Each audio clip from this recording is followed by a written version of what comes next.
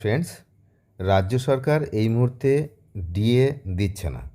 রায় থাকা সত্ত্বেও ডিএ দিচ্ছে না, কিন্তু সপ্তম পে কমিশন সেটা কিন্তু গঠনের তোড়জোড় শুরু হয়েছে। অর্থাৎ এটা কিন্তু হবে, এক ধাক্কায় কর্মচারীদের বেতন অনেকটাই বৃদ্ধি পেতে চলেছে, এমনটাই আমরা জানতে পারছি। যে ডিএর ব্যাপারে কিন্তু উদাসীন, ডিএ দেবে কি দেবে না সেটা এখন অনেক সমস্যামূলক প্রশ্ন।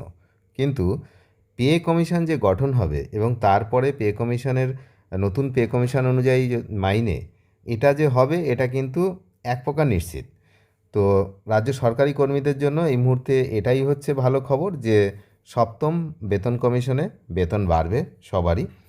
উপকৃত হবেন লক্ষ লক্ষ কর্মচারী, থেকে হচ্ছে অবসরকালীন সময়ে যে ফ্যাসিলিটিগুলো পেয়ে থাকেন কর্মচারীরা, সেখানেও অনেক পরিমাণের টাকা কিন্তু বৃদ্ধি হবে, এমনটাই কিন্তু জানা যাচ্ছে। তো বাজেটে যেমন মহার্ঘ ভাতা ডিএ বৃদ্ধির কথা হয়েছে, যা আপনারা জানেন। তো সেই ডিএ বৃদ্ধি করা হয়েছে, তেমনই কিন্তু যে সপ্তম পে কমিশন, সেই পে কমিশনের একটা ঘোষণা করা হয়েছে। তো দীর্ঘদিন ধরে ষষ্ঠ বেতন কমিশনের আওতায় থাকা কর্মচারীরা এখন তাকিয়ে রয়েছেন যে নতুন বেতন কমিশনের দিকে। কিন্তু কবে নাগাদ এই নতুন নিয়ম চালু হতে পারে এবং পকেটে ঠিক কতটা বাড়তি টাকা আসবে তা নিয়ে কিন্তু এই মুহূর্তে জল্পনার শেষ নেই। তো বর্তমান যা পরিস্থিতি, তাতে পশ্চিমবঙ্গের রাজ্য সরকারি কর্মচারীরা ষষ্ঠ বেতন কমিশন বা রোপা 2009-এর নিয়ম অনুযায়ী বেতন পাচ্ছেন। আর ওই ডিএ যেটা বাকি, ওটা হচ্ছে পঞ্চম বেতন কমিশনের আন্ডারে। এখন সরকারি নিয়ম ও মেয়াদ অনুযায়ী এই ষষ্ঠ পে কমিশনের যে সময়সীমা, সেটা কিন্তু গত বছর 31শে ডিসেম্বর শেষ হয়েছে, অর্থাৎ 2025 সালের 31শে ডিসেম্বর। আর প্রচলিত রীতি অনুযায়ী প্রতি 10 বছরে কিন্তু এই 10 বছর অন্তর একবার করে পে কমিশন গঠন করা হয়। তো সেই হিসাব করলে আমাদের 2026 যেটা কারেন্ট ইয়ার 2026, এই 2026 সালের 1 জানুয়ারি থেকেই এই সপ্তম পে কমিশন সুপারিশ সেটা কিন্তু কার্যকর হবে, যেদিনই গঠন হোক। ডেটটা এটা। এখন এখানেও একটা ব্যাপার রয়েছে যে কার্যকর যদি 1 তারিখ থেকে হয়, তাহলে বাকি এই যেদিন থেকে শুরু হবে, তাহলে এত দিনের টাকাটা কী হবে? এখানে তো বকেয়া টাকা হচ্ছে। তো বকেয়া টাকার বিষয়ে কী হবে সেটা পরে দেখা যাবে, আগে তো গঠন হোক।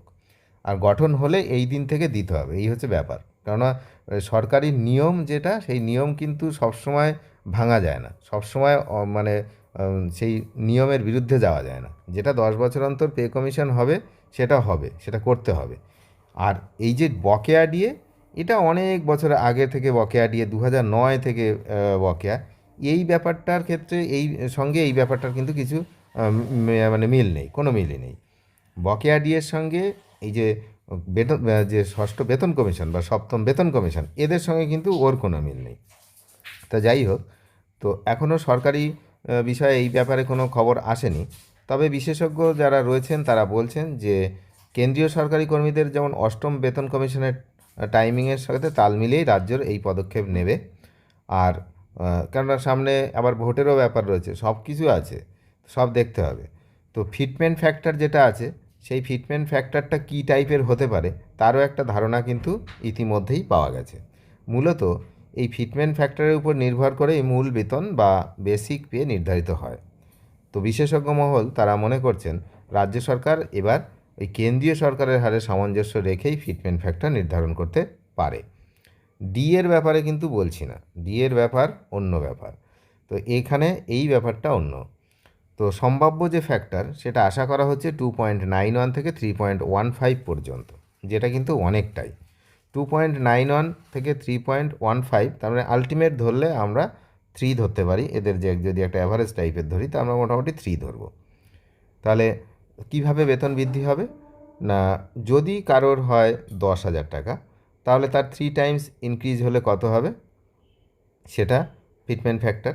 যদি হয় 10,000 টাকা, তার সঙ্গে হচ্ছে আপনি যদি 3 মাল্টিপ্লাই করেন, তাহলে যেটা দাঁড়াবে সেটা হচ্ছে 30,000 টাকা। বেসিক পেটা এরকম দাঁড়াবে। তাহলে এইরকম যদি 3 গুণ করে বাড়ে ফিটমেন্ট ফ্যাক্টরটা, বর্তমান যে বাজার মূল্য তার উপরে নির্ভর করে ফিটমেন্ট ফ্যাক্টর বানানো হয়, তো সেক্ষেত্রে 3 গুণও কম হয়ে যাচ্ছে এখন।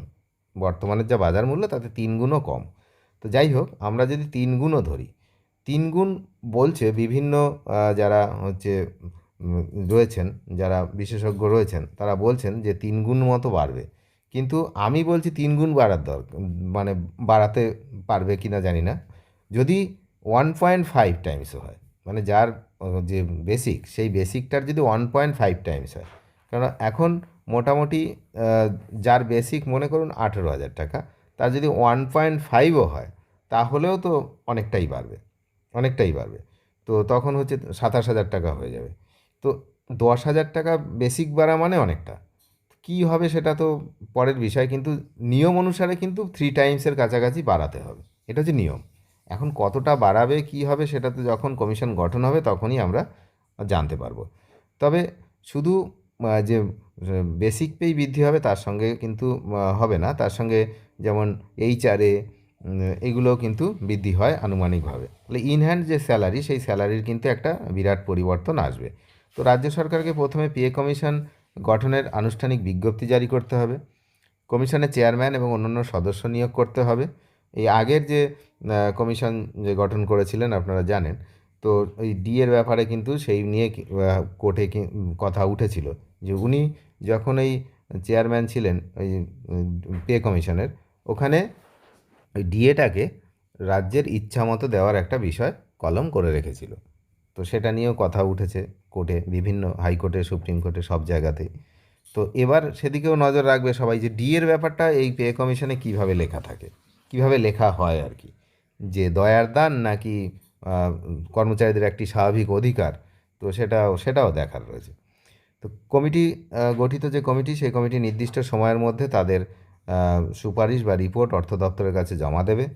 অর্থ দপ্তরের চূড়ান্ত অনুমোদনের পরেই কিন্তু এই বেতন কাঠামো সরকারিভাবে শুরু হবে এবং 1 তারিখ থেকে শুরু হওয়ার কথা, অর্থাৎ জানুয়ারি মাসের 1 তারিখ থেকেই কিন্তু শুরু হবে।